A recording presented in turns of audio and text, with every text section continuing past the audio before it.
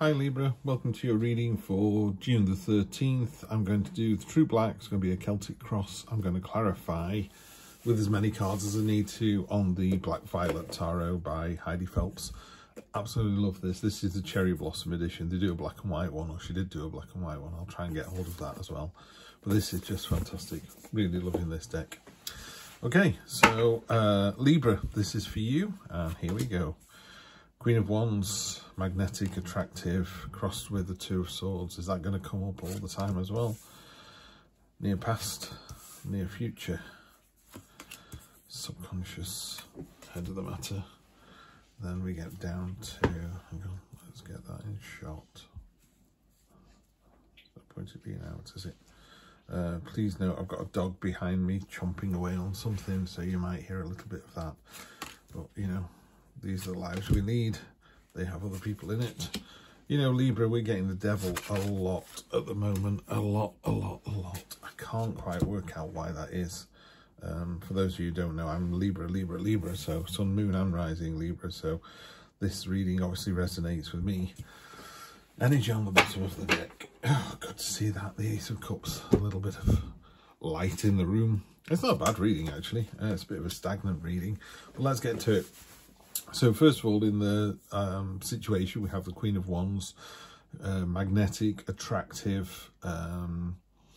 She's just one of those people that when you walk in a room full of strangers, you're just drawn to someone, or someone seems to light up more than the others. That's that energy. It's a lovely energy to have. Very attractive, very magnetic. And crossing that, you've got the Two of Swords. Two of Swords could be just back off, I just want to think about something, or it could be, you know, these two swords rubbing against each other and not getting anywhere. The message is getting lost. I think you need to get some clarity on the situation, and it doesn't look like you're ready to do that yet, which is a shame because we've got this ace. So the energy on the bottom is there's an emotional new start. Poppies are dreams, wishes, and like anything, you have a dream or a wish and then you don't do anything about it. Well, of course it's not going to do anything. You need to water it with intent. If your dream is to live in Hong Kong, you know, are you learning the language? Are you saving up? Is your career putting you in that direction? And if it's none of those things, then you would just turn around and go, well, the universe can only do so much, you know, it's going to meet you halfway. So make sure you water your dreams with intent and affection and energy. And if you do that, you'll be absolutely fine. Near past, we've got Ten of Swords, the very end of something, very end of something. And there's New Dawn Rising, which is fine, but we need to know that that chapter is over. They've got another 10 at the top there, so 10s are about completion as well. So anyway, that's your near past. So recently something ended. And now we've got the near future, the Four of Pentacles.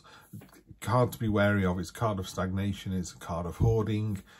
It could be you're in a fantastic situation. I liken it to being in a job that doesn't really serve you but pays well. And you know, you kind of go, well, it's a good job. You know, it's okay.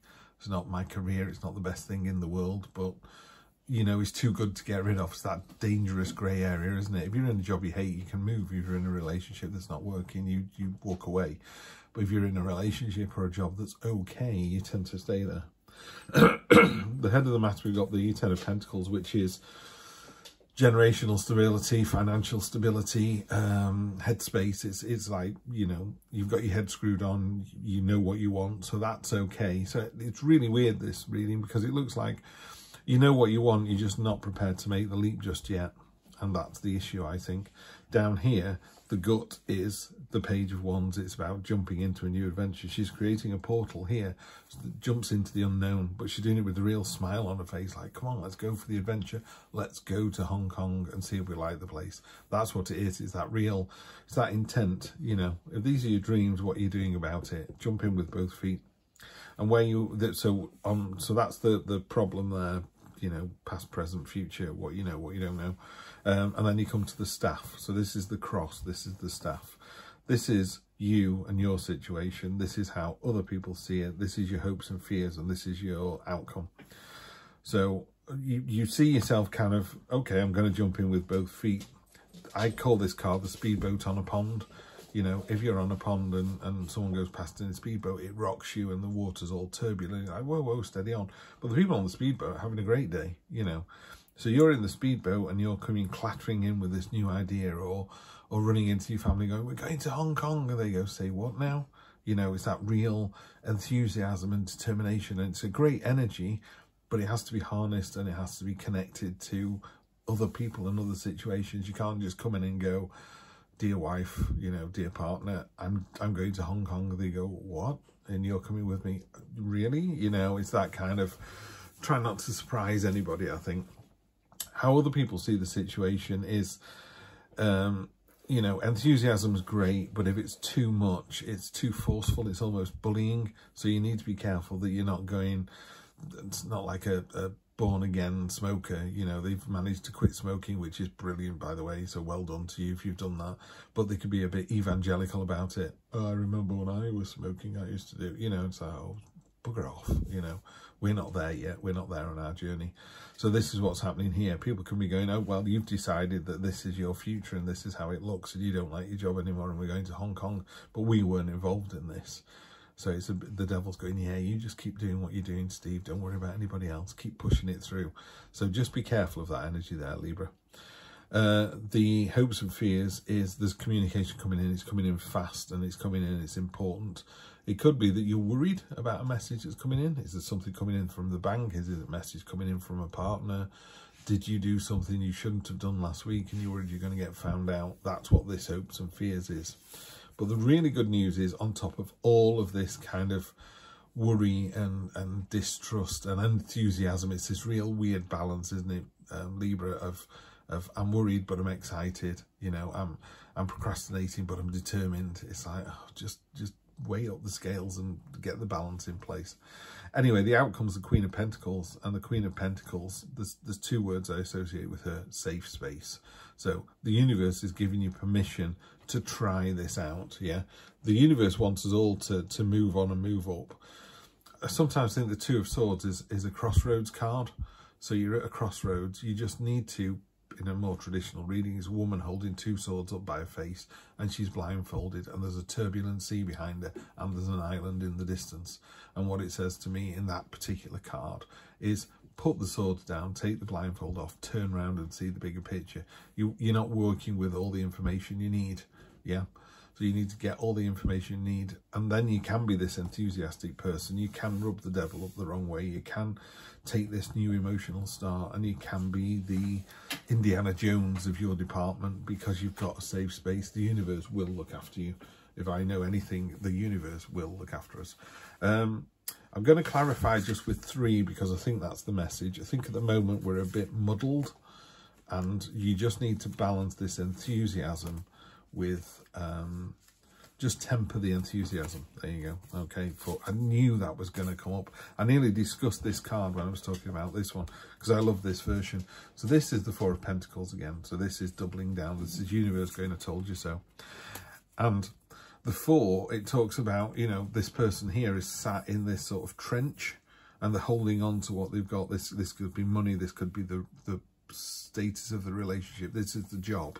And they're here, but they're missing this. They're missing the new growth. They haven't got the vision to see what's coming up. There's nothing wrong where they are. It's safe, yeah? So you're in a job that's okay. You're in a relationship that's okay. And I'm not saying that the job goes away when you make this decision. I'm not saying that the relationship ends. You just go, do you know what? I love you to bits, but it's not going the way I want it to. What can we do to improve it? Six of Wands coming in. You've got a triumphant victory, which is really nice to see. Pardon me. Triumphant victory. It's the Six of Wands. It talks about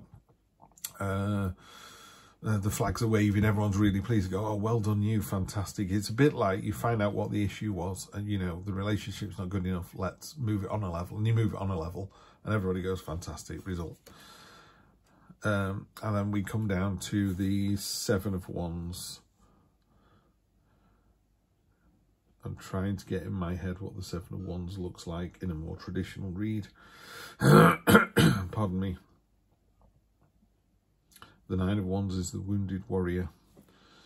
Pardon me, I'm just going to I've got, my brain is noodled this morning. I'm just going to get a quick read on this. And oh, that's weird. I've just opened it up on the page. Right.